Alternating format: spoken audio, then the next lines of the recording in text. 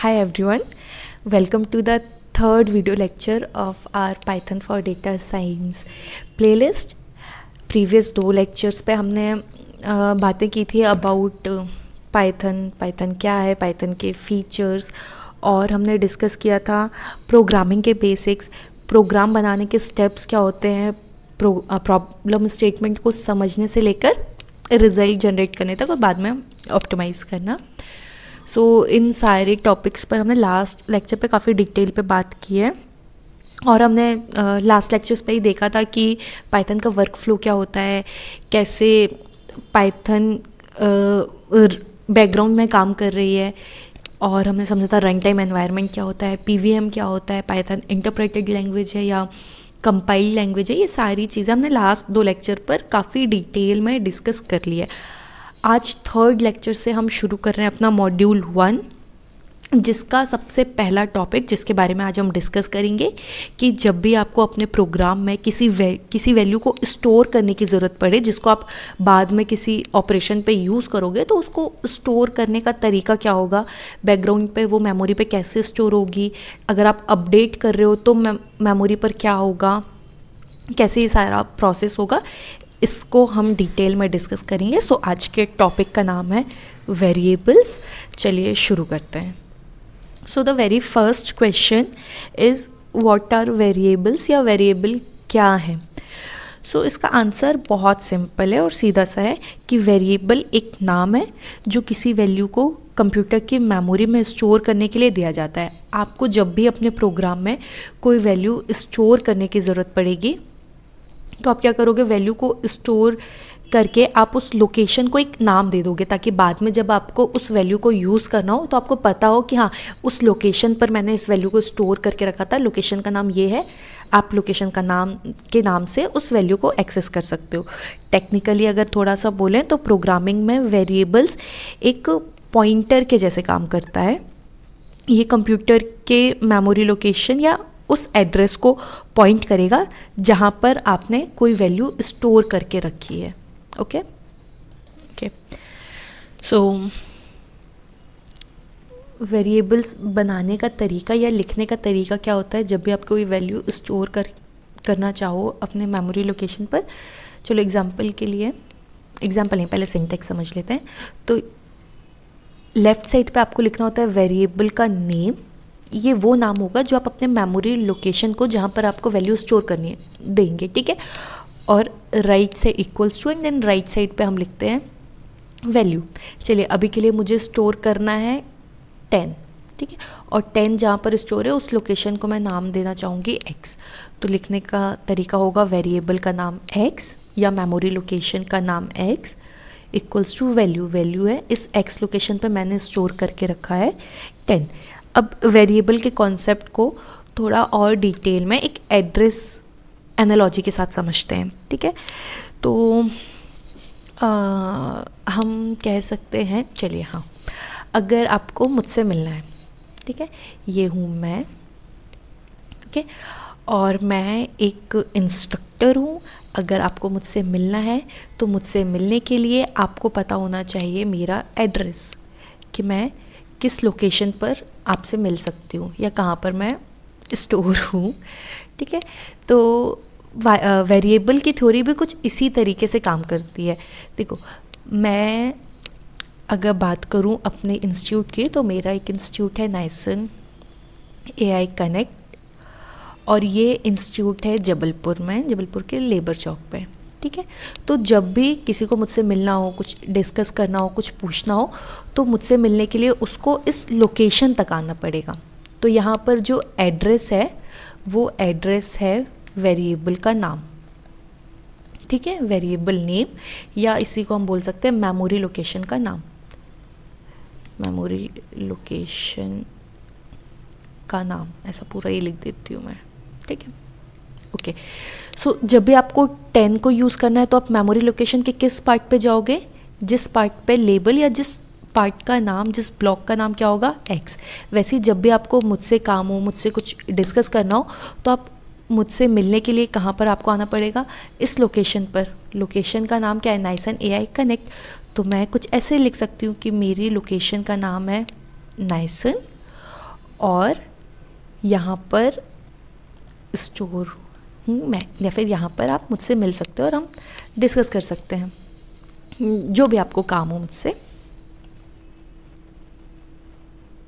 Okay, सो अब आपको समझ आ रहा होगा कि वेरिएबल एक मेमोरी लोकेशन का नाम है या एक कंटेनर है जिस पर आप कोई वैल्यू स्टोर करके रखते हो, जिसको आप बाद में अपने प्रोग्राम पे यूज़ कर सकते हो।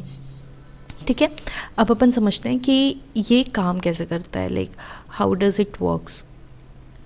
ओके, तो क्या होता है कि जब भी हम कोई भी एक वैल्यू असाइन करते हैं, एग्जाम्पल लेते हैं, मैंने लिखा हुआ है अपने वेरिएबल का नाम बना रही हूँ मैं ऑफिस, और इसके अंदर मैंने ऑफिस की लोकेशन लिख दी कुछ ऐसा, नाइसन AI कनेक्ट, बहुत बड़ा सा हो गया ये जबलपुर, बट कोई बात नहीं। ठीक है, तो जैसे ही हम कोई भी वैल्यू असाइन करते हैं किसी वेरिएबल को, सो होता क्या है कि कंप्यूटर की जो मेमोरी हो, आप कंप्यूटर की मेमोरी को एज एन अलमीरा इमेजिन कर सकते हो। जैसे अलमीरा में बहुत सारे ड्रॉर होते हैं ना, वैसे कंप्यूटर की मेमोरी पे ऐसे डिफरेंट ब्लॉक्स होते हैं। ठीक है, ये ब्लॉक्स हैं, चलो कुछ ऐसा बना लेते हैं हम। ओके, तो जब भी आपने एक वैल्यू असाइन की किसी वेरिएबल को, तो सबसे पहले ये वैल्यू स्टेप 1 में स्टोर हो जाएगी आपके लोकेशन पे जाके। तो ये मेरी मेमोरी है, मेमोरी के किसी भी लोकेशन पर जहाँ पर उसको जगह मिलेगी जाकर स्टोर हो जाएगा कुछ ये नाइसन AI कनेक्ट जबलपुर। ठीक है, मैंने ये लिखा, ये इस लोकेशन पर कनेक्ट हुआ। फिर सेकेंड स्टेप में क्या होता है कि वेरिएबल का नेम क्रिएट होता है। तो आपने एक वेरिएबल बनाया ऑफिस, ये ऑफिस बन के तैयार हो गया। अब क्या करेगा, इस ऑफिस, ये जो ऑफिस नाम का वेरिएबल है, ये पॉइंट करने लगेगा इस लोकेशन को, इस ब्लॉक को। क्या होता है कि मेमोरी का जो हर एक ब्लॉक है, इसके पास ना एक नंबर होता है, नंबर बोल दो, ID बोल दो, इसी को हम बोलते हैं एड्रेस। तो हर ब्लॉक का अपना एक यूनिक नंबर होता है जिसको हम उस ब्लॉक का एड्रेस बोलते हैं। तो ये वेरिएबल करता क्या है, उस नंबर को जाके पॉइंट करने लगता है, ताकि नेक्स्ट टाइम आपको जब भी इस वैल्यू को यूज़ करना हो, इसकी ज़रूरत हो, तो आप क्या करते हो, सिंपली उसके वेरिएबल का नाम लिख देते हो। जैसे ही आप वेरिएबल का नाम लिख रहे हो, तो मतलब आपने लिखा क्या है, ID ऑफ दैट ब्लॉक। आपने उस ब्लॉक की ID लिख दी है जहाँ पर आपने अपने डेटा को स्टोर करके रखा हुआ है। जैसे मैं मान लेती हूँ कि इसकी, इस ब्लॉक की जो ID है वो है 1000। तो आप जहाँ पर भी लिख रहे हो ऑफिस, इसका मतलब है आपने उसको बोल रखा है कि मेमोरी के अंदर 1000 नंबर का जो ब्लॉक है वहाँ पर चले जाओ और उसके अंदर जो है वो उसको एक्सेस कर लो या यूज़ कर लो। ये कुछ इस तरीके से। तो 2 स्टेप का प्रोसेस है। सबसे पहले जो वैल्यू आप असाइन कर रहे हो वो वैल्यू जाके स्टोर हो जाएगी मेमोरी पर, फिर आपका वेरिएबल क्रिएट होता है और ये वेरिएबल उस लोकेशन को पॉइंट करना शुरू कर देता है। ठीक है, थोड़ा सा और हम आगे बढ़ते हैं इसी पर। मैं इरेज़र यूज़ करके इतना इसको अलग कर ले रही हूँ। ठीक है, वापस से इसको पेन में ले आते हैं। ओके, नेक्स्ट है, अब सपोज़ मुझे अपनी वैल्यू को चेंज करनी है। अभी मैं स्टोर थी जबलपुर में, अब मैंने अपना इंस्टीट्यूट शिफ्ट कर दिया इंदौर, अभी के लिए मान लेते हैं। तो वैल्यू को अपडेट कैसे करते हैं, वेरिएबल नेम सेम है ऑफिस, और अब मैंने यहाँ पर स्टोर कर दिया नाइसन AI कनेक्ट और लोकेशन हो गई इसकी इंदौर। ओके, सो अब क्या होगा पाइथन पर कि जब भी आप किसी वेरिएबल की वैल्यू को चेंज करते हो तो प्रोसेस वो एक 2 स्टेप प्रोसेस है कि सबसे पहले जो भी आपकी न्यू वैल्यू है उसको मेमोरी में कहीं जगह मिलेगी और वो जाकर उस जगह पे बैठ जाएगी, या फिर उस जगह पे बैठ जाएगा और या स्टोर हो जाएगा। तो इस जगह पर आके आपने एक नई वैल्यू फिल की, तो ये वैल्यू को मेमोरी पे कहीं जगह मिलेगी, जैसी जगह मिल रही है तो वो वहाँ पर जाके स्टोर हो गया नाइसन AI कनेक्ट, और ये स्टोर हो गया कंप्लीट इंदौर। ओके, अब क्या करेंगे, अभी तक जो मेरा वेरिएबल, फिर वेरिएबल का नेम क्रिएट होता है। ठीक है, तो वेरिएबल का नेम हमारे पास पहले से है ऑफिस, बट अभी क्या कर रहा है, ये ऑफिस पॉइंट कर रहा है पहले वाली लोकेशन पर, इस लोकेशन पर। जैसे आपने वैल्यू को अपडेट की तो नए लोकेशन पर वैल्यू स्टोर हुई। अब ये ऑफिस जो है यहाँ पर पॉइंट ना करके अब ये पॉइंट करना शुरू कर देगा इस ब्लॉक के यूनिक ID पर या इस ब्लॉक पर। ठीक है। तो अब ऑफिस के पास, अब ऑफिस एक पॉइंटर के जैसे काम करेगा जिसके पास एड्रेस होगा इस नए ब्लॉक का। ठीक है, इसको हम प्रोग्राम से समझते हैं। चलिए हम अभी के लिए तो मैं शेल पर ही रन कर रही हूँ, तो अपन ऑन कर लेते हैं पावर शेल। इसको थोड़ा सा जूम कर लेते हैं और यहाँ पर मैंने लिख दिया पाइथन। अपन ने पाइथन को एक्टिव कर लिया। ठीक है, तो हमें क्या करना था, वेरिएबल बनाना था। सबसे पहले मैंने एक बेसिक एग्जांपल के लिए x इज इक्वल्स टू 10 कुछ इस तरीके से हम वेरिएबल क्रिएट करते हैं। अब अगर मुझे प्रिंट करना है कि x पे क्या था, तो इस शेल पे तो आप डायरेक्ट x लिख दोगे तो आपको वैल्यू मिल जाएगी जो भी आपके वेरिएबल का है। बट हाँ, अगर हम आईडी पर होते तो फिर हमें लिखना होता प्रिंट x। कुछ ऐसा करते हैं हम वैल्यू को एक्सेस करने के लिए या प्रिंट कराने के लिए। ठीक है, सो हाँ, चलो जो हमारा एग्जाम्पल था उसको ही हम रन करते हैं। एक और चीज़ हमने बात की थी कि हर एक मेमोरी ब्लॉक का एक यूनिक आईडी होता है। ठीक है, जिसको हम एड्रेस बोलते हैं। तो किसी भी वेरिएबल की आईडी, मतलब वेरिएबल किस लोकेशन को पॉइंट कर रहा है, उस लोकेशन की जो आईडी है उसको अगर हमें निकालना है तो हमारे पास एक फंक्शन है आईडी। ठीक है, आईडी का यूज़ करके हम उस लोकेशन से वैल्यू निकाल सकते हैं। तो मैंने कर दिया ID of x. So x की आईडी मतलब ये 10 जिस लोकेशन में स्टोर है उस लोकेशन का जो एक यूनिक नंबर है वो कुछ इस तरीके से। तो अगर आपको किसी भी वेरिएबल का जानना है कि वेरिएबल मेमोरी लोकेशन किस मेमोरी लोकेशन को पॉइंट कर रहा है, तो आप आईडी का यूज़ करके उसका एड्रेस या यूनिक आईडी निकाल सकते हैं। ठीक है, हम अपने एग्जांपल को करते हैं। हमने एक वेरिएबल बनाया था ऑफिस। ठीक है, ऑफिस पे हमने स्टोर किया था नाइसन AI कनेक्ट और जबलपुर। ठीक है, ये मेरा एक वेरिएबल है जिस पर स्टोर है नाइसन AI कनेक्ट जबलपुर। अब मैं एंटर कर रही हूँ, मैंने ऑफिस किया। तो इस प्रोसेस पे क्या हुआ, मेमोरी लोकेशन पर कहीं पर नाइसन AI कनेक्ट जबलपुर स्टोर हुआ होगा। वो जिस भी ब्लॉक पे स्टोर हुआ होगा उसका जो यूनिक आईडी है या एड्रेस है, उस एड्रेस को अभी पॉइंट कर रहा है मेरा ये वेरिएबल जिसका नाम है ऑफिस। तो जैसे ही मैं ऑफिस लिखकर एंटर करती हूँ तो बैकग्राउंड पे क्या जा रहा है, वो आईडी, उस लोकेशन की आईडी, और उस लोकेशन की आईडी तक जब हम पहुँच गए, उस एड्रेस तक पहुँच गए, तो वहाँ पर जो भी लिखा है वो हमें मिल जाता है। जैसे कि ऑफिस को रन करने पर मुझे मिल रहा है नाइसन AI कनेक्ट जबलपुर। अब मैं इसकी आईडी और चेक कर लेती हूँ कि अभी ऑफिस या नाइसन AI कनेक्ट मेमोरी के किस पार्ट पे जाके स्टोर है। तो हमने आईडी ऑफ ऑफिस निकाला, तो अभी जो ऑफिस या नाइसन AI कनेक्ट जिस ब्लॉक में स्टोर है उसकी आईडी कुछ ऐसा है। ठीक है, फिर हमने ऑफिस को अपडेट किया था। तो अब मैं ऑफिस की वैल्यू चेंज कर रही हूँ फ्रॉम दिस, एक मिनट। ठीक है, फ्रॉम दिस, ये जो था हमारा नाइसन AI कनेक्ट जबलपुर 2, इसको अपन कर लेते हैं इंदौर। ओके, मैंने यहाँ पे कर लिया इसको इंदौर और अब हम इसको कर रहे हैं रन। ठीक है, अब मैं ऑफिस को अगर वापस से एंटर करती हूँ लिखकर, तो मुझे ऑब्वियसली बात है जो अब इस लाइन के बाद मेरा जो ऑफिस नाम का वेरिएबल है वो किसी दूसरी लोकेशन को पॉइंट कर रहा है, उस लोकेशन को जहाँ पर ये अपडेटेड वैल्यू जो मैंने नई वैल्यू डाली है वो स्टोर है। अब मैं ऑफिस को एंटर करूँगी तो मुझे जो भी मेरी लास्ट मॉडिफाइड वैल्यू है वो मिलेगी। और मैं अगर आईडी ऑफ ऑफिस निकालूँ तो आईडी ऑफ ऑफिस पर आ रहा है कुछ ये, दोनों आईडीज़ को अगर हम देखें तो ठीक है, पहले जो मेरा ऑफिस था नाइसन AI कनेक्ट जबलपुर, ये जिस भी ब्लॉक पर स्टोर था उसे पॉइंट कर रहा था जिसकी आईडी थी कुछ ये। ठीक है, फिर मैंने अपनी वैल्यू को अपडेट किया या चेंज किया तो वापस से सेम प्रोसेस हुआ। एक ये जो अपडेटेड या ये जो नई वैल्यू है ये मेमोरी पर कहीं स्टोर हुई, उसका जो भी एड्रेस था अब ऑफिस उसको पॉइंट करने लगा, और नया जो ऑफिस है या नई जो मेमोरी लोकेशन है उसका एड्रेस कुछ ये है। तो इस तरीके से बैकग्राउंड पर हमारा वेरिएबल्स वर्क करते हैं।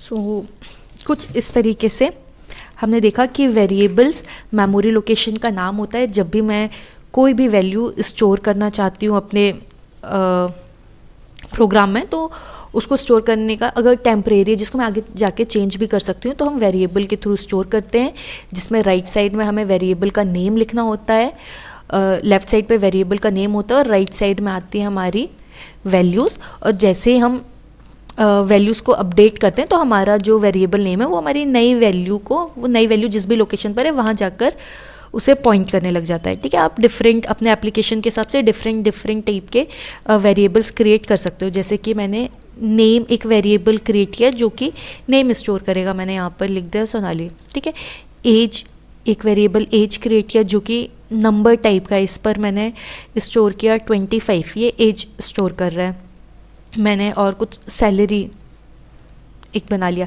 जो कि स्टोर कर रहा है 2345.18, कुछ ऐसा। तो हमारे वेरिएबल्स कुछ इस तरीके से काम करते हैं। अब आ जाते हैं हम वेरिएबल्स के नेमिंग के रूल्स। जब भी हम वेरिएबल क्रिएट करते हैं तो वेरिएबल क्रिएट करते टाइम हमें कुछ छोटी मोटी बातें हैं जिनका हमेशा ध्यान देना चाहिए वेरिएबल को नेम देने से पहले। ओके, सो नेमिंग रूल पढ़ते हैं। ठीक है, सबसे पहला जो रूल है वो ये है कि variable name can only contain alphabets, digit and underscore. See, हमारे पास टोटल हम नंबर से काउंट करते हैं। ठीक है, अगर मैं बोलूँ capital A to capital Z कितने लेटर्स हो गए, ये हो गए 26। ठीक है, small a to small z ये हो गए वापस से 26, 0 to 9 ये हो गए 10, और एक हो गया अंडरस्कोर, ये हो गया 1। अगर मैं इसका सम निकालूं तो ये निकल के आ रहा है 52, 62 और 163। हमारे पास टोटल 63 कैरेक्टर बोल लो आप, सिंबल्स बोल लो, हैं जिनका यूज़ करके आप वेरिएबल को नेम दे सकते हो। इन 63 कैरेक्टर्स के अलावा और कोई भी कैरेक्टर अलाउड नहीं है वेरिएबल का नाम रखने के लिए। ठीक है, नेक्स्ट है कि जब भी आप वेरिएबल नेम स्टार्ट करोगे तो variable name must start with इधर लेटर्स और एन अंडरस्कोर। जब भी आप कोई भी वेरिएबल को नाम दोगे तो उसका जो फर्स्ट कैरेक्टर है वो या तो ये अल्फ़ाबेट में कोई होना चाहिए, या तो अल्फ़ाबेट हो, फिर चाहे लोअर हो या अपर हो, नो मैटर, या फिर अंडरस्कोर होना चाहिए। इन दोनों के अलावा आप किसी भी लेटर का यूज़ करके वेरिएबल का नाम शुरू नहीं कर सकते।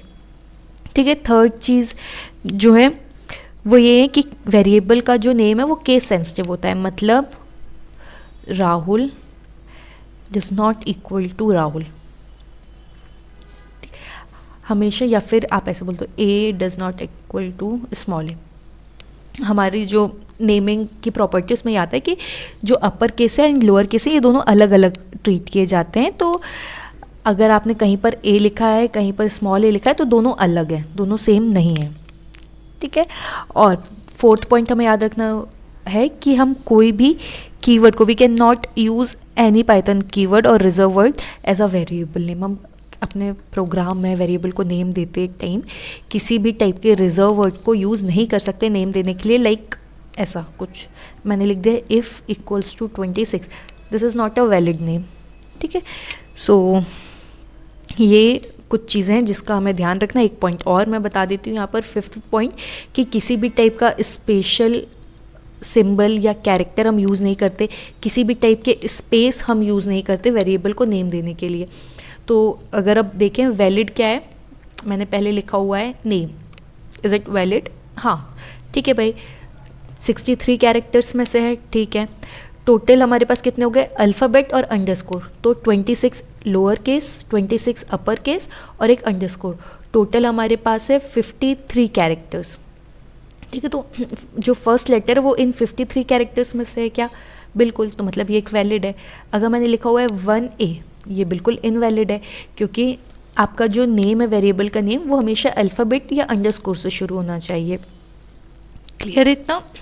दूसरा मैंने लिखा हुआ है फर्स्ट स्पेस नेम, ये भी एक इनवैलिड है। क्यों? क्योंकि अभी हमने पढ़ा कि किसी भी टाइप के स्पेशल कैरेक्टर या किसी भी टाइप के स्पेस अलाउड नहीं है और यहाँ पर आपने एक स्पेस यूज़ किया हुआ है। तो जब भी आप अपने प्रोग्राम पर वेरिएबल्स बनाओ, उनका नाम दो, तो इन चीज़ों का ध्यान रखिए। ठीक है, बेस्ट प्रैक्टिस के लिए ऐसा बोला जाता है कि जब भी आप वेरिएबल का नाम दो तो हमेशा ना कुछ मीनिंगफुल नेम होना चाहिए, मीनिंगफुल। ठीक है, लाइक हमें हमेशा जैसे अवॉइड करना चाहिए, ऐसा हम जनरली ऐसा करते हैं ना, A=10, B=30, ये अच्छी प्रैक्टिस नहीं मानी जाती। अगर आप शॉर्ट नाम रखो लेकिन थोड़ी सी डिस्क्रिप्टिव रखो कि आपको पढ़ के समझ आ रहा है। लाइक ये मैंने लिखा हुआ है एक वेरिएबल बनाया है A और इस पर हम एंटर करवा रहे हैं नेम, तो ये बिल्कुल रेलेवेंट समझ नहीं आ रहा है। तो हमेशा जब भी वेरिएबल को नाम दो कुछ मीनिंगफुल रखो। नो डाउट नेम शॉर्ट रखना चाहिए, बट ऐसे सिंगल कैरेक्टर मुझे नहीं लगता कि हमें यूज़ करने चाहिए। रीज़न है कि आप इसकी जगह नेम दे सकते थे नंबर 1=10, फर्स्ट वैल्यू 10 है, सेकेंड वैल्यू जो हमारी है वो 20 है। तो हाँ, मीनिंगफुल नेम देना चाहिए। नेम शॉर्ट दो। अब डिस्क्रिप्टिव का मतलब ये नहीं है कि पोती पुराण लिख दें, बहुत शॉर्ट होने चाहिए। और हमेशा ऐसा बोलते हैं कि स्नेक केस यूज़ करने चाहिए। स्नेक केस क्या होते हैं? कुछ इस तरीके से, जहाँ पर अगर आपके मल्टीपल वर्ड्स आ रहे हैं वेरिएबल के नेम पर, तो उसको सेपरेट करने के लिए आप यूज़ कर लो अंडरस्कोर। जैसे कि फर्स्ट नेम लिखने का तरीका कुछ ऐसा कर लो, फर्स्ट नेम, वेरिएबल नेम हमेशा स्नेक केस पे लिखना चाहिए, ठीक है। फिर और चीज़ें हैं कि हाँ, आप अंडरस्कोर से अगर नेम शुरू कर रहे हो, अंडरस्कोर वैलिड है, आप फर्स्ट लेटर को as an underscore first letter use कर सकते हो, ठीक है। बट जब भी हमें किसी भी डेटा को प्राइवेट बनाना होता है तो फिर हम उसका फर्स्ट जो लेटर होता है उसको हम रखते हैं अंडरस्कोर, ठीक है। सो ये कुछ रूल्स थे। टोटल 63 कैरेक्टर्स हैं वेरिएबल को नेम देने के लिए। 53 ऐसे कैरेक्टर्स हैं जिससे आप नेम स्टार्ट कर सकते हो। जो नेमिंग के कन्वेंशन में आता है कि केस सेंसिटिव लैंग्वेज है हमारी ये, किसी भी टाइप के कीवर्ड्स को किसी भी टाइप के कीवर्ड आप यूज़ नहीं कर सकते वेरिएबल के नेम देने के लिए। किसी भी टाइप के स्पेशल कैरेक्टर लाइक @ हैश $, ऐसे बहुत सारे जो स्पेशल कैरेक्टर्स हैं, space, white space, blank space, ये सब आप यूज़ नहीं कर सकते। जब भी आप नाम दो, वेरिएबल नेम हमेशा शॉर्ट होना चाहिए, शॉर्ट और मीनिंगफुल होना चाहिए। और कोशिश करो कि आप उसको स्नेक केस पे अगर वेरिएबल के नेम रखो। अगर आप अंडरस्कोर से स्टार्ट कर रहे हो तो वो प्राइवेट डेटा मेंबर्स बनाने के लिए हम यूज़ करते हैं ओके। एंड हाँ, इफ़ अगर आपको कोई भी नेम चेक करना है कि ये करेक्ट आइडेंटिफायर है या नहीं। आइडेंटिफायर यही होते हैं, हम जिस भी चीज़ों को अपने प्रोग्राम पे नाम देते हैं ना, लाइक वेरिएबल्स को नाम दिया, फंक्शन को नाम दिया, क्लास को नाम दिया, तो ये जो ये नाम है ना, इसको आइडेंटिफायर बोलते हैं। जैसे कि यहाँ पर नेम एक आइडेंटिफायर है, फर्स्ट नेम एक आइडेंटिफायर है क्योंकि एक वेरिएबल का नेम है। लास्ट वाला अगर एग्जांपल देखें हम, तो इस पेज पर ऑफिस एक आइडेंटिफायर है वेरिएबल का नेम। तो आपके प्रोग्राम में जो भी आप वेरिएबल, फंक्शन, सबको जो नाम देते हो, यही आइडेंटिफायर है। अगर आपको चेक करना है कि कोई पर्टिकुलर नेम करेक्ट है या नहीं वेरिएबल के लिए या आइडेंटिफायर के लिए, रूल सेम है। फंक्शन को नाम देने के लिए भी सेम है, क्लास के लिए भी, सबके लिए यही है कि 63 कैरेक्टर 52 से स्टार्ट कर सकते हो, कोई स्पेशल नहीं आएगा। अंडरस्कोर अगर फर्स्ट पे लिख रहे हो तो उसको जब आपको डेटा को प्राइवेट बनाना है तो ये सब हमने देख लिया है, ठीक है। हाँ, मैं बात कर रही थी कि अगर आपको चेक करना है कि कोई नेम करेक्ट है या नहीं, एक करेक्ट आइडेंटिफायर है या नहीं, तो आप कुछ एक फंक्शन होता है इज़ आइडेंटिफायर, इसका यूज़ करके इसका यूज़ करके आप चेक कर सकते हो कि जो भी नेम है ये वैलिड है या नहीं। इसको चलो देखते हैं एक बार ये। ओके, थोड़ा सा और जूम करते हैं।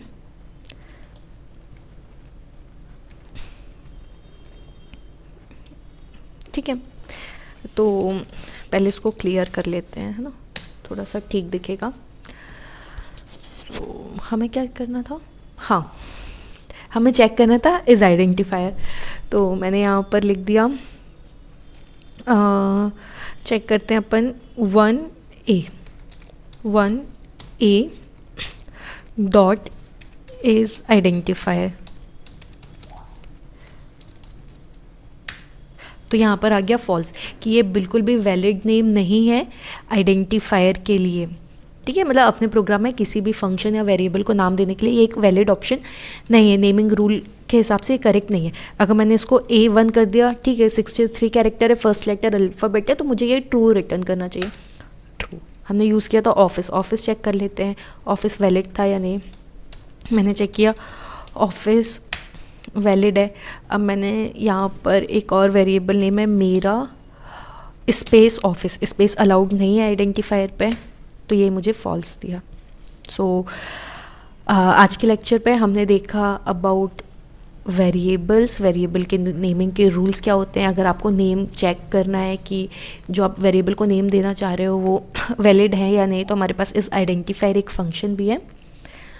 सो ओके गाइज, आज के लिए हम इतने ही रखते हैं। नेक्स्ट क्लास पर हम पढ़ेंगे कांस्टेंट और हमारे आगे के topic like type conversion, data type operators, इनको हम डिस्कस करेंगे आने वाले वीडियोस पे। आज के लिए बस इतना ही, मिलते हैं अगले वीडियो पर, तब तक के लिए बाय बाय।